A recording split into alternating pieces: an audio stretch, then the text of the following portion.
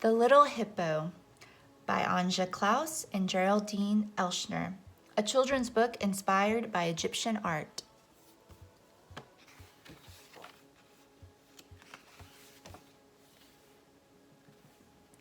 This story begins in ancient Egypt during the happy age of blue hippos. At that time, if you gazed at the watery marshes that lined the cities, you could see the hippos' backs curled up along the horizon.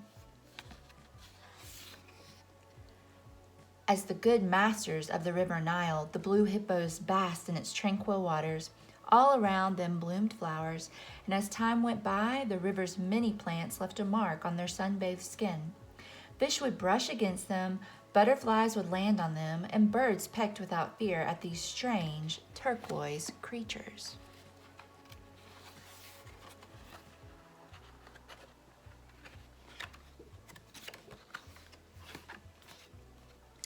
One day, the youngest amongst them, the one they called Little Hippo, became the friend of Antef, a tall old man with white hair. Every night, side by side, Antef and Little Hippo would admire the setting sun. The sun dies each day to be reborn each morning, the old man would say. Soon I too will fall asleep just like him, then a long journey will begin. When Antef left for his unknown kingdom, and when he was laid below the ground, Little Hippo lay beside him and fell into a deep slumber.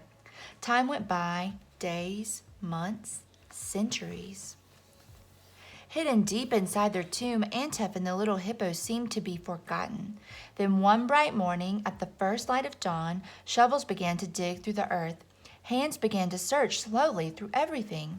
One by one, the diggers removed a multitude of objects, each one more precious than the other. All this commotion woke up Little Hippo, who became frightened and hid beneath a stone.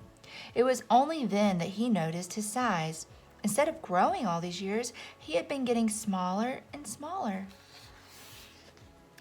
As soon as he got a chance, Little Hippo slipped out into the open.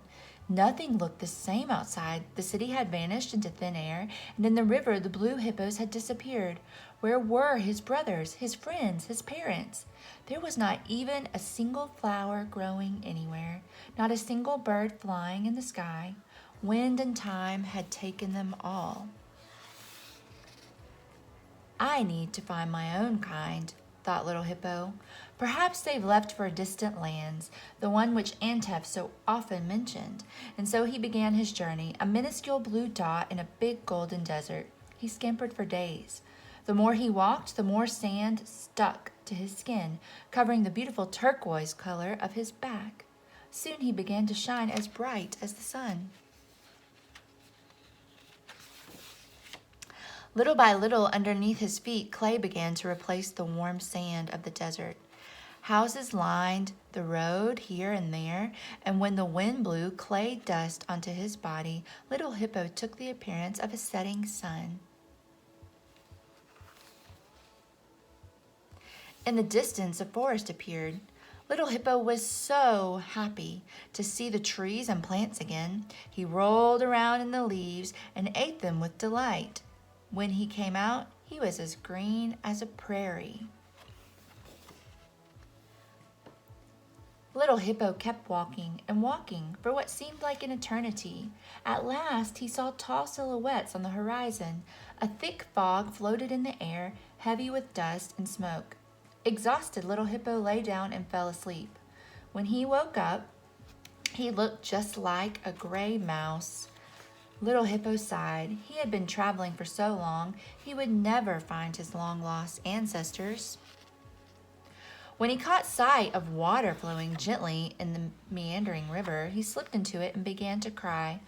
But all of a sudden, as the current washed over his small round back, he saw them, his parents, his brothers, his friends. They were all waiting for him in a pyramid made of glass. Filled with joy, Little Hippo ran up to join with them. With all the strength that he had in his little legs. Ever since that day, Little Hippo has slept blissfully beside his family and friends. Meanwhile, around the earth, all hippos bathe tirelessly in the hope that one day they'll recover the beautiful turquoise color they once had. This is a hippopotamus found in a tomb in Egypt at Dra Abul El Naga, circa 1640 BC. This is in the Musée du Louvre in Paris.